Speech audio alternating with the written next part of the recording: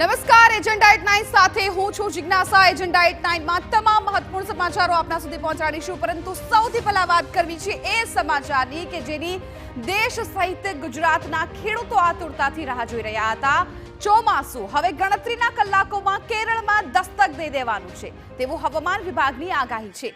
હાલ સમગ્ર કેરળ રાજ્યમાં બરોબરની વરસાદી માહોલ જામી ગયો છે, જેના દ્રશ્યો પણ તમે જોઈ રહ્યા છો। એક તરફ કેરળમાં ગાજવીજ સાથે ધોધમાર વરસાદ વરસી રહ્યો છે, તો બીજી તરફ દેશના કરોડો ખેડૂતોની અપેક્ષાઓ ચોમાસાથી વધી રહી છે।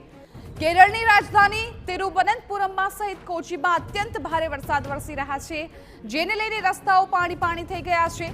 કેરળમાં ક્યાંક જળ ભરાવની પરિસ્થિતિ પણ જોવા મળી છે। આગામી 2 થી 3 દિવસ પણ આવો જ માહોલ રહેવાની હવામાન વિભાગે આગાહી કરી છે। હવામાન વિભાગે 1 જૂન સુધી મણિપુર, મિઝોરમ, ત્રિપુરા અને અરુણાચલ પ્રદેશમાં ભારે વરસાદનું રેડ એલર્ટ જાહેર કર્યું છે।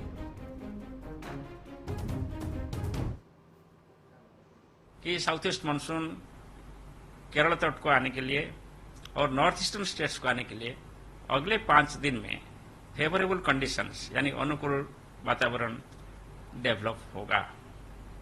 इसका मतलब है कि नॉर्मल डेट के आसपास मानसून पहुंचेगा।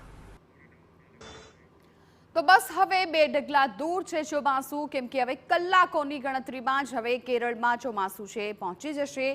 24 કલાકની અંદર ચોમાસું કેરળમાં પહોંચે તે પ્રકારની આગાહી હવામાન વિભાગે કરી છે, અને ત્યારબાદ ધીરે ધીરે એ ગુજરાત સુધી પણ પહોંચી જશે।